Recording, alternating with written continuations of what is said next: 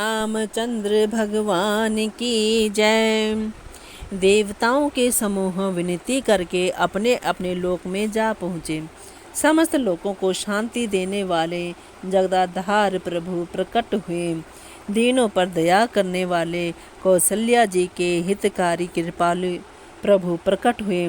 मुनियों के मन को हरने वाले उनके अद्भुत रूप का विचार करके माता हर्ष से भर गई।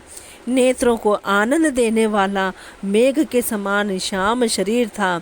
चारों भुजाओं में अपने खास आयुध धारण किए हुए थे। दिव्य आभूषण और वरमाला पहने थे। बड़े बड़े नेत्र थे। इस प्रकार शोभा के समुद्र तथा खर राक्षस को मारने वाले भगवान प्रकट हुए।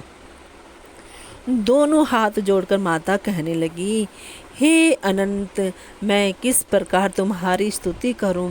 वेद और पुराण तुमको माया, गुण और ज्ञान से परे और परिमाण रहित बतलाते हैं।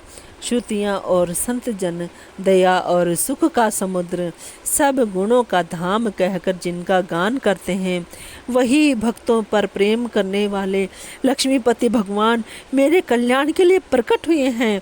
वेद कहते हैं कि तुम्हारे प्रत्येक रोम में माया की रचे हुए अनेकों ब्रह्मांडों के समूह भरे हैं। वे तुम मेरे गर्भ में रहे। इस हंसी की बात के सुनने पर धीर पुरुषों की बुद्धि भी स्थिर नहीं रहती, विचलित हो जाती है। जब माता को ज्ञान उत्पन्न हुआ तब प्रभु मुस्कुराए। वे बहुत प्रकार के चरित्र करना चाहते हैं, अतः उन्होंने पूर्व जन्म की सुंदर कथा कहकर माता को समझाया, जिससे उन्हें पुत्र का वात्सल्य प्रेम प्राप्त हो, भगवान के प्रति पुत्र भाव हो जाए।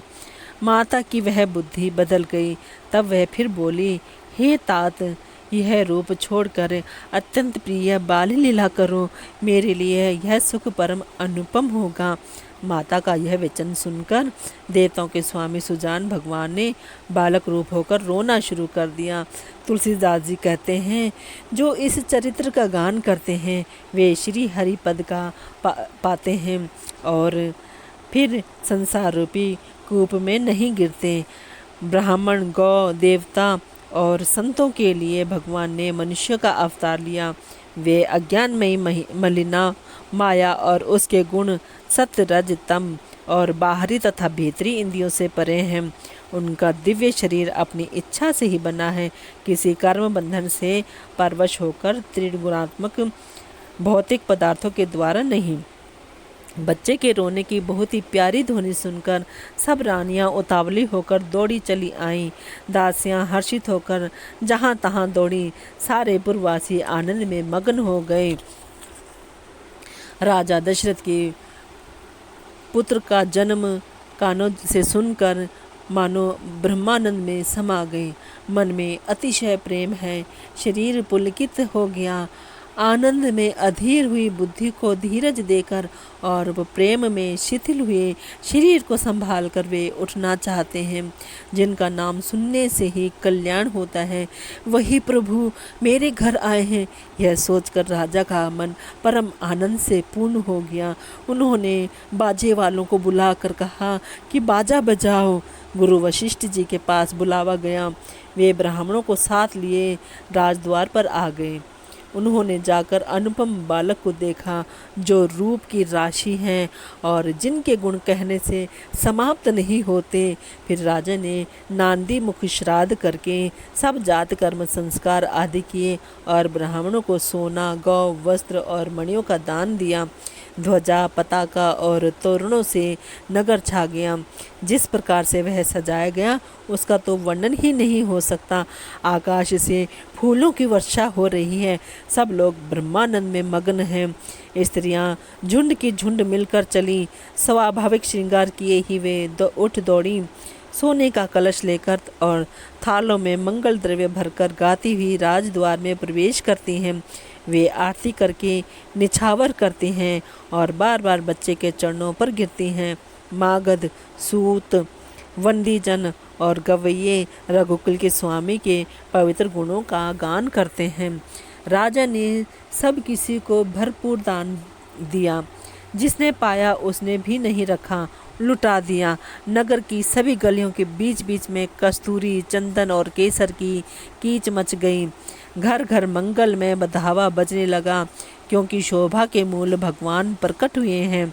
नगर के स्त्री पुरुषों के झुंड जहाँ तहाँ आनंद मग्न हो रहे हैं। कैकेयी और सुमित्रा, इन दोनों ने भी सुंदर पुत्रों को जन्म दिया। उस सुख, संपत्ति, समय और समाज का वर्णन सरस्वती और सर्पों के राजा शेष जी भी नहीं कर सकते। अवधपुरी इस प्रकार सुशोभित हो रही है, मानो रात्रि प्रभु से मिलने आई हो, और सूर्य को देखकर मानो मन में सकुचा गई हो, परंतु फिर भी मन में विचार कर वह मानो संध्या बनकर रह गई हो। अगर कि धूप का बहुत सा धुआं मानो संध्या का अंधकार है, और जो अबीर उड़ रहा है वह उसकी ललाई है। महलों में जो मणियों के समूह हैं वे मानो तारागण हैं। राजमहल का जो कलश है वही मानो श्रेष्ठ चंद्रमा है। राजभवन में जो अति कोमल वाणी से वेद ध्वनि हो रही है वही मानो समय से समय अनुकूल सनी हुई पक्षियों की चहचहाट है। यह कौतुक देखकर सूर्य भी अपनी चाल भूल गए। 1 महीना उन्होंने जाता हुआ ना जाना, अर्थात उन्हें 1 महीना वहीं बीत गया। महीने भर का दिन हो गया। इस रहस्य को कोई नहीं जानता। सूर्य अपने रथ सहित वहीं रुक गए। फिर रात किस तरह होती, यह रहस्य किसी ने नहीं जाना। सूर्यदेव भगवान श्री राम जी का गुणगान करते हुए चले। यह महोत्सव देखकर देवता, मुनि और नाग अपने भाग्य की सराहना करते हुए अपने अपने घर चले। हे पार्वती, तुम्हारी बुद्धि श्री राम जी के चरणों में बहुत दृढ़ है, इसीलिए मैं और भी अपनी एक चोरी की बात कहता हूँ, सुनो। काकभुशुंडी और मैं दोनों वहाँ साथ साथ थे, परंतु मनुष्य रूप में होने का कारण हमें कोई जान न सका। परम आनंद और प्रेम के सुख में फूले हुए हम दोनों मगन मन से मस्त हुए गलियों में तन मन की सुधि भूले हुए फिरते थे, परंतु यह शुभ चरित्र वही जान सकता है जिस पर श्री राम जी की कृपा हो। इस अवसर पर जो जिस प्रकार आया, जिसके मन को जो अच्छा लगा, राजा ने उसे वही दिया। हाथी, रथ, घोड़े, सोना, गौवें, हीरे और भांति भांति के वस्त्र राजा ने दिए। राजा ने सबके मन को संतुष्ट किया। इसी से सब लोग जहाँ तहाँ आशीर्वाद दे रहे थे कि तुलसीदास जी के स्वामी सब पुत्र, चारों राजकुमार चिरंजीवी हों। इस प्रकार कुछ दिन बीत गए। दिन और रात जाते हुए जान नहीं पड़ते। तब नामकरण संस्कार का समय जानकर राजा ने ज्ञानी मुनि श्री वशिष्ठ जी को बुला भेजा। मुनि की पूजा करके राजा ने कहा, हे मुनि, आपने मन में जो विचार रखे हों वे नाम रखिए। मुनि ने कहा, हे राजन, इनके अनुपम नाम हैं, फिर भी मैं अपनी बुद्धि के अनुसार कहूँगा। ये जो आनंद के समुद्र और सुख की राशि हैं, जिन आनंद सिंधु के एक कण से तीनों लोक सुखी होते हैं, उन आपके सबसे बड़े पुत्र का नाम राम है, जो सुख का भवन और संपूर्ण लोगों को शांति देने वाला है, जो संसार का भरण पोषण करते हैं। उन आपके दूसरे पुत्र का नाम भरत होगा, जिनके स्मरण मात्र से शत्रु का नाश होता है। उनका वेदों में प्रसिद्ध शत्रुघ्न नाम है, जो शुभ लक्षणों के धाम श्री राम जी के प्यारे और सारे जगत के आधार हैं। गुरु वशिष्ठ जी ने उनका नाम लक्ष्मण रखा। गुरु जी ने हृदय में विचार कर ये नाम रखे और कहा, हे राजन, तुम्हारे 4 पुत्र वेद के तत्व साक्षात परात्पर भगवान हैं, जो मुनियों के धन, भक्तों के सर्वस्व और शिव जी के प्राण हैं। उन्होंने इस समय तुम लोगों के प्रेमवश बाली लीला के रस में सुख माना है। बचपन से ही श्री रामचंद्र जी को अपना परम हितैषी स्वामी जानकर लक्ष्मण जी ने उनके चरणों में प्रीति जोड़ ली। भरत और शत्रुघ्न दोनों भाइयों में स्वामी और सेवक की जिस प्रीति की प्रशंसा है वैसी प्रीति हो गई। श्याम और गौर शरीर वाली दोनों सुंदर जोड़ियों की शोभा को देखकर माताएं तृण तोड़ती हैं, जिसमें दीठ ना लग जाए। यूँ तो चारों ही पुत्र शील, रूप और गुण के धाम हैं, तो भी सुख के समुद्र श्री रामचंद्र जी सबसे अधिक हैं। उनके हृदय में कृपा रूपी चंद्रमा प्रकाशित है। उनकी मन को हरने वाली हंसी उस कृपा रूपी चंद्रमा की किरणों को सूचित करती है। कभी गोद में लेकर और कभी उत्तम पालने में लिटाकर माता प्यारे ललना कहकर दुलार करती हैं। जो सर्वव्यापक, निरंजन, माया रहित, निर्गुण, विनोद रहित और अजन्मा ब्रह्म है, वही प्रेम और भक्ति के वश कौशल्या जी की गोद में खेल रहे हैं। उनके नील कमल और गंभीर जल से भरे हुए मेघ के समान श्याम शरीर में करोड़ों कामदेवों की शोभा है। लाल लाल चरण कमलों के नखों की शुभ्र ज्योति ऐसी मालूम होती है जैसे लाल कमल के पत्तों पर मोती स्थिर हो गए हों। चरण तलों में वज्र, ध्वजा और अंकुश के चिन्ह शोभित हैं। नूपुर पैंजनी की ध्वनि सुनकर मुनियों का भी मन मोहित हो जाता है। कमर में करधनी और पेट पर 3 रेखाएं हैं। नाभि की गंभीरता को तो वही जानते हैं जिन्होंने उसे देखा है। बहुत से आभूषणों से सुशोभित विशाल भुजाएं हैं। हृदय पर बाघ के नख की बहुत ही निराली छटा है। छाती पर रत्नों से युक्त मणियों की हार की शोभा और ब्राह्मण भृगु के चरण चिन्ह को देखते ही मन लुभा जाता है। कंठ शंख के समान उतार चढ़ाव वाला 3 रेखाओं से सुशोभित है और ठोड़ी बहुत ही सुंदर है। मुख पर असंख्य कामदेवों की छटा छा रही है। 2-2 सुंदर दंतुलियां हैं। लाल लाल होंठ हैं। नासिका और तिलक के सौंदर्य का तो वर्णन ही कौन कर सकता है। सुंदर कान और बहुत ही सुंदर गाल हैं। मधुर तोतले शब्द बहुत ही प्यारे लगते हैं। जन्म के समय से रखे हुए चिकने और घुंघराले बाल हैं, जिनको माता ने बहुत प्रकार से बनाकर संवार दिया है। शरीर पर पीली झंगुली पहनाई हुई है। उनका घुटनों और हाथों के बल चलना मुझे बहुत ही प्यारा लगता है। उनके रूप का वर्णन वेद और शेष जी भी नहीं कर सकते। उसे वही जानता है जिसने कभी स्वप्न में भी देखा हो। जो सुख के पुंज मोह से परे तथा ज्ञान, वाणी और इंद्रियों से अतीत हैं, वे भगवान दशरथ कौशल्या के अत्यंत प्रेम के वश होकर पवित्र बाल लीला करते हैं। इस प्रकार संपूर्ण जगत के माता पिता श्री राम जी अवधपुर के निवासियों को सुख देते हैं, जिन्होंने श्री रामचंद्र जी के चरणों में प्रीति जोड़ी है। हे भवानी, उनकी यह प्रत्यक्ष गति है कि भगवान उनके प्रेम वश बाल लीला करके उन्हें आनंद दे रहे हैं। श्री रघुनाथ जी से विमुख रहकर मनुष्य चाहे करोड़ों उपाय करे, परंतु उसका संसार बंधन कौन छुड़ा सकता है। जिसने सब चराचर जीवों को अपने वश में कर रखा है, वह माया भी प्रभु से भय खाती है। भगवान उस माया को भौं के इशारे पर नाचाते हैं। ऐसे प्रभु को छोड़कर कहो और किसका भजन किया जाए। मन, वचन और कर्म से चतुराई छोड़कर भजते ही श्री रघुनाथ जी की कृपा करेंगे। इस प्रकार से प्रभु श्री रामचंद्र जी ने बाल क्रीड़ा की और समस्त नगरवासियों को सुख दिया। कौशल्या जी कभी उन्हें गोद में लेकर हिलाती डुलाती और कभी पालने में लिटाकर झुलाती थीं। प्रेम में मगन कौशल्या जी रात और दिन का बीतना नहीं जानती थीं। पुत्र के स्नेहवश माता उनके बाल चरित्रों का गान किया करती। एक बार माता ने श्री रामचंद्र जी को स्नान कराया और श्रृंगार करके पालने पर पौड़ा दिया। फिर अपने कुल के इष्ट देव भगवान की पूजा के लिए स्नान किया। पूजा करके नैवेद्य चढ़ाया और स्वयं वहाँ गई जहाँ रसोई बनाई गई थी। फिर माता जी वहीं पूजा के स्थान में लौट आई और वहाँ आने पर पुत्र को इष्ट देव भगवान के लिए चढ़ाए हुए नैवेद्य का भोजन करते देखा। माता भयभीत होकर पालने में सोया था, यहाँ किसने लाकर बैठा दिया, इस बात से डरकर पुत्र के पास गई तो वहाँ बालक को सोया हुआ देखा। फिर पूजा स्थान में लौटकर देखा कि वही पुत्र वहाँ भोजन कर रहा है। उनके हृदय में कंप होने लगा और मन को धीरज नहीं होता।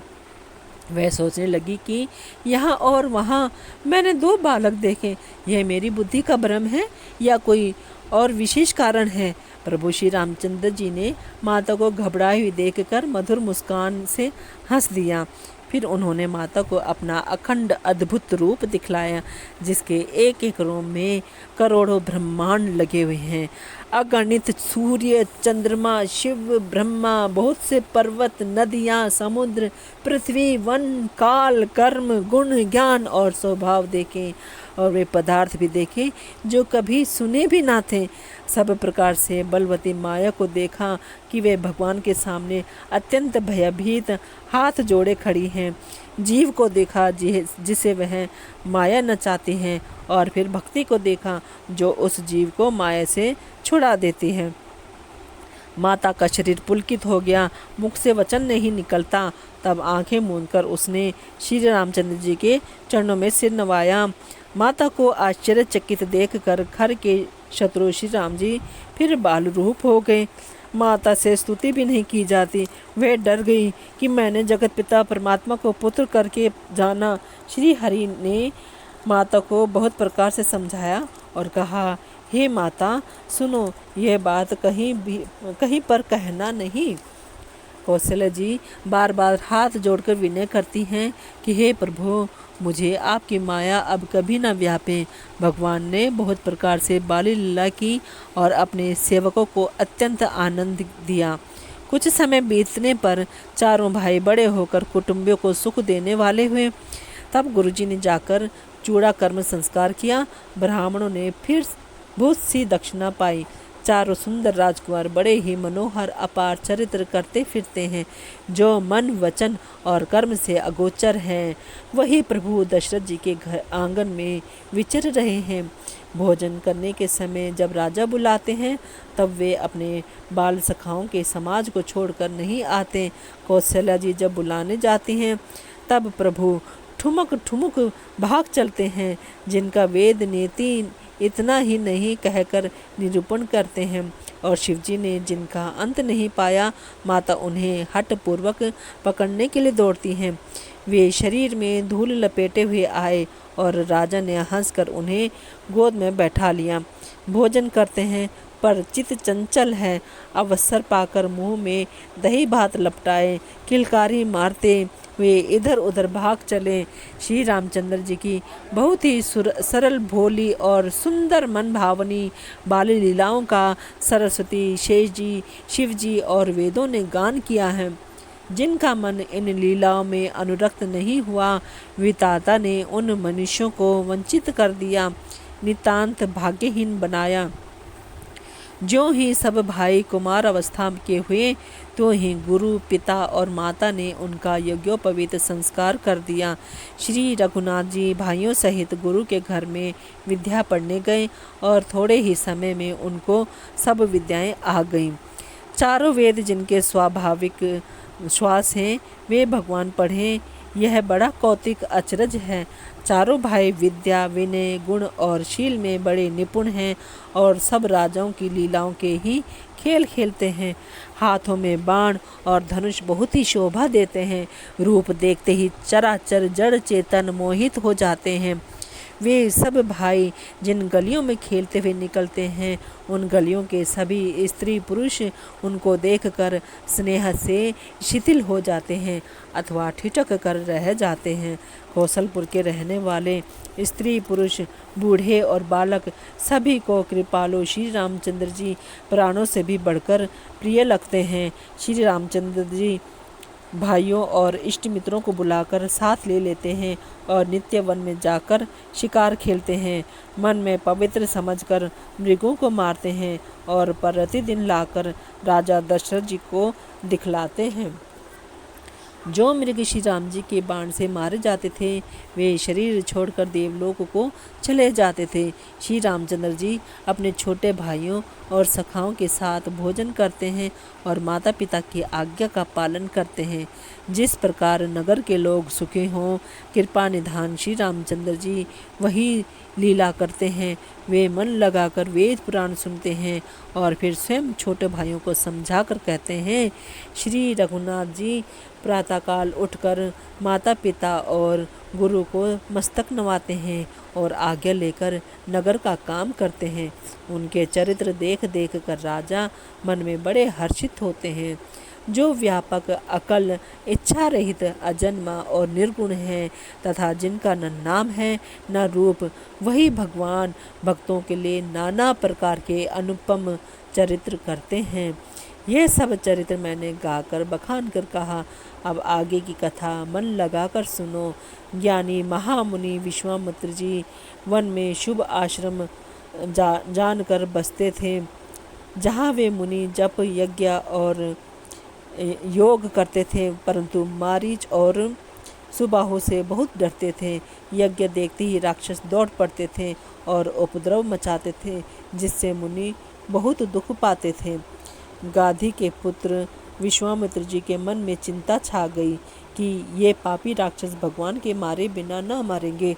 तब श्रेष्ठ मुनि ने मन में विचार किया कि प्रभु ने पृथ्वी का भार हरने के लिए अवतार लिया है, इसी बहाने जाकर मैं उनके चरणों का दर्शन करूं और विनती करके दोनों भाइयों को ले आऊं। आहा, जो ज्ञान, वैराग्य और सब गुणों के धाम हैं, उन प्रभु को मैं नेत्र भरकर देखूंगा। बहुत प्रकार से मनोरथ करते हुए जाने में देर नहीं लगी। सरयू जी के जल में स्नान करके वे राजा के दरवाजे पर पहुँचे। राजे ने जब मुनि का आना सुना तब वे ब्राह्मणों के समाज को साथ लेकर मिलने गए और दंडवत करके मुनि का सम्मान करते हुए उन्हें लाकर अपने आसन पर बैठाया। चरणों को धोकर बहुत पूजा की और कहा, मेरे समान धन्य आज दूसरा कोई नहीं है। फिर अनेक प्रकार के भोजन करवाएं, जिससे श्रेष्ठ मुनि ने अपने हृदय में बहुत ही हर्ष प्राप्त किया। फिर राजा ने चारों पुत्रों को मुनि के चरणों पर डाल दिया, उनसे प्रणाम कराया। श्री रामचंद्र जी को देखकर मुनि अपनी देह की शुद्धि भूल गए। वे श्री राम जी के मुख की शोभा देखते ही ऐसे मगन हो गए मानो चकोर पूर्ण चंद्रमा को देखकर लुभा गया हूँ। तब राजा ने मन में हर्षित होकर ये वचन कहे, हे मुनि, इस प्रकार कृपा तो आपने कभी नहीं की। अब आज जिस कारण से आपका शुभागमन हुआ, कहिए, मैं उसे पूरा करने में देर नहीं लगाऊंगा। मुनि ने कहा, हे राजन, राक्षसों के समूह मुझे बहुत सताते हैं, इसीलिए मैं तुमसे कुछ मांगने आया हूँ। छोटे भाई सत श्री रघुनाथ जी को मुझे दो। राक्षसों के मारे जाने पर मैं सनाथ सुरक्षित हो जाऊंगा। हे राजन, प्रसन्न मन से इनको दो, मोह और अज्ञान को छोड़ दो। हे स्वामी, इससे तुमको धर्म और सुयश की प्राप्ति होगी और इनका परम कल्याण होगा।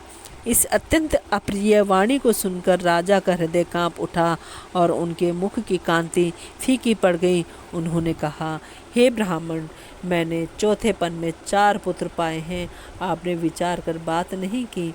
हे मुनि, आप पृथ्वी, गौ, धन और खजाना मांग लीजिए, मैं आज बड़े हर्ष के साथ अपना सर्वस्व दे दूंगा।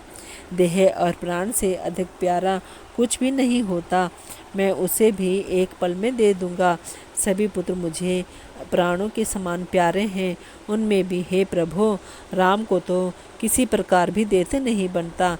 कहाँ अत्यंत डरावने और क्रूर राक्षस और कहाँ परम किशोर अवस्था के बिल्कुल सुकुमार मेरे सुंदर पुत्र। प्रेम रस में सनी हुई राजा की वाणी सुनकर ज्ञानी मुनि विश्वामित्र जी ने हृदय में बड़ा हर्ष माना। तब वशिष्ठ जी ने राजा को बहुत प्रकार से समझाया, जिससे राजा का संदेह का नाश हो गया। राजा ने बड़े ही आदर से दोनों पुत्रों को बुलाया और हृदय में लगाकर बहुत प्रकार से उन्हें शिक्षा दी और फिर कहा, हे नाथ, ये दोनों पुत्र मेरे प्राण हैं। हे मुनि, अब आप ही इनके पिता हैं, दूसरा कोई नहीं। राजा ने बहुत प्रकार से आशीर्वाद देकर पुत्रों को ऋषि के हवाले कर दिया। फिर प्रभु माता के महल में गए और उनके चरणों में सिर नवाकर चले। पुरुषों में सिंह रूप दोनों भाई राम लक्ष्मण मुनि का भय हरने के लिए प्रसन्न होकर चले। वे कृपा के समुद्र, धीर बुद्धि और संपूर्ण विश्व के कारण के भी कारण हैं। भगवान के लाल नेत्र हैं, चौड़ी छाती और विशाल भुजाएं हैं, नील कमल और तमाल के वृक्ष की तरह श्याम शरीर है, कमर में पीताम्बर पहने और सुंदर तरकस कसे हुए हैं। दोनों हाथों में क्रमशः सुंदर धनुष और बाण हैं। श्याम और गौर वर्ण के दोनों भाई परम सुंदर हैं। विश्वामित्र जी को महान निधि प्राप्त हो गई। वे सोचने लगे, मैं जान गया कि प्रभु ब्रह्मण्य देव ब्राह्मणों के भक्त हैं। मेरे लिए भगवान ने अपने पिता को भी छोड़ दिया। मार्ग में चले जाते हुए मुनि ने ताड़कों को दिखलाया। शब्द सुनते ही वह क्रोध करके दौड़ी। श्री राम जी ने एक ही बाण से उसके प्राण हर लिए और दीन जानकर उसको निज पद अपना दिव्य स्वरूप दिया। तब ऋषि विश्वामित्र ने प्रभु को मन में विद्या का भंडार समझते हुए भी लीला को पूर्ण करने के लिए ऐसी विद्या दी जिससे भूख प्यास न लगे और शरीर में अतुलित बल और तेज का प्रकाश हो। सब अस्त्र शस्त्र समर्पण करके मुनि प्रभु श्री राम जी को अपने आश्रम में ले आए और उन्हें परम हित जानकर भक्तिपूर्वक कंद मूल और फल का भोजन कराया। सवेरे श्री रघुनाथ जी ने मुनि से कहा, आप जाकर निडर होकर यज्ञ कीजिए। यह सुनकर सब मुनि हवन करने लगे। आप श्री राम जी यज्ञ की रखवाली पर रहे। यह समाचार सुनकर मुनियों का शत्रु क्रोधी राक्षस मारीच अपने सहायकों को लेकर दौड़ा। श्री राम जी ने बिना फल वाला बाण उसको मारा, जिससे वह 100 योजन के विस्तार वाले समुद्र के पार जा गिरा। फिर सुबाहु को अग्नि बाण मारा। इधर छोटे भाई लक्ष्मण जी ने राक्षसों की सेना का संहार कर डाला। इस प्रकार श्री राम जी ने राक्षसों को मारकर ब्राह्मणों को निर्भय कर दिया।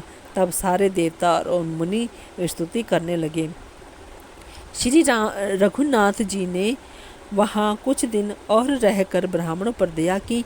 भक्ति के कारण ब्राह्मणों ने उन्हें पुराणों की बहुत सी कथाएं कहीं, यद्यपि प्रभु सब जानते थे। तदअंतर मुनि ने आदरपूर्वक समझा कर कहा, हे प्रभु, चलकर एक चरित्र देखें। रघुकुल के स्वामी श्री रामचंद्र जी धनुष यज्ञ की बात सुनकर मुनि श्रेष्ठ विश्वामित्र जी के साथ प्रसन्न होकर चले। मार्ग में एक आश्रम दिखाई पड़ा। वहाँ पशु पक्षी कोई भी जीव जंतु नहीं था। पत्थर की एक शिला को देखकर प्रभु ने पूछा। तब मुनि ने विस्तार पूर्वक सब कथा कही। गौतम मुनि की स्त्री अहिल्या शापवश पत्थर की देह धारण किए बड़े धीरज से आपके चरण कमलों की धूलि चाहती हैं। हे रघुवीर, इस पर कृपा कीजिए।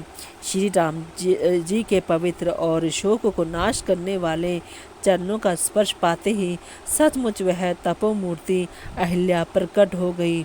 भक्तों को सुख देने वाले श्री रघुनाथ जी को देखकर वह हाथ जोड़कर सामने खड़ी रह गई।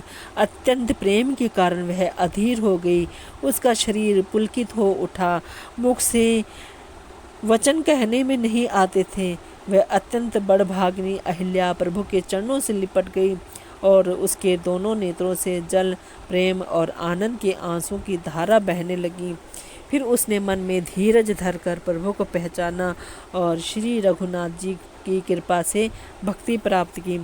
तब अत्यंत निर्मल वाणी से उसने इस प्रकार स्तुति प्रारंभ की। हे ज्ञान से जानने योग्य श्री रघुनाथ जी, आपकी जय हो। मैं सहज ही अपवित्र स्त्री हूँ और हे प्रभु, आप जगत को पवित्र करने वाले, भक्तों को सुख देने वाले और रावण के शत्रु हैं। हे कमल नयन, हे संसार जन्म मृत्यु के भय से छुड़ाने वाले, मैं आपकी शरण आई हूँ। मेरी रक्षा कीजिए, रक्षा कीजिए। मुनि ने जो मुझे शाप दिया सो बहुत ही अच्छा किया। मैं उसे अत्यंत अनुग्रह मानती हूँ कि जिसके कारण मैंने संसार से छुड़ाने वाले श्री हरि को नेत्र भरकर देखा। इसी आपके दर्शन को शंकर जी सबसे बड़ा लाभ समझते हैं। हे प्रभु, मैं बुद्धि की बड़ी भोली हूँ, मेरी एक विनती है। हे नाथ, मैं और कोई वर नहीं मांगती, केवल यही चाहती हूँ कि मेरा मन रूपी भंवरा आपके चरण कमल की रज के प्रेम रूपी रस का सदा पान करता रहे। जिन चरणों से परम पवित्र देव नदी गंगा जी प्रकट हुई, जिन्हें शिव जी ने सिर पर धारण किया और जिन चरण कमलों को ब्रह्मा जी पूजते हैं, कृपालु हरि आपने उन्हीं को मेरे सिर पर रखा। इस प्रकार स्तुति करती हुई बार बार भगवान के चरणों में गिरकर जो मन को बहुत ही अच्छा लगा, उस वर को पाकर गौतम की स्त्री अहिल्या आनंद में भरी हुई पति लोक को चली गई। प्रभु श्री रामचंद्र जी ऐसे दीन बंधु और बिना ही कारण दया करने वाले हैं। तुलसीदास जी कहते हैं, हे सठ मन, तू कपट जंजाल छोड़कर उन्हीं का भजन कर, उन्हीं का भजन कर, उन्हीं का भजन कर। बोलो सियावरी रामचंद्र भगवान की जय।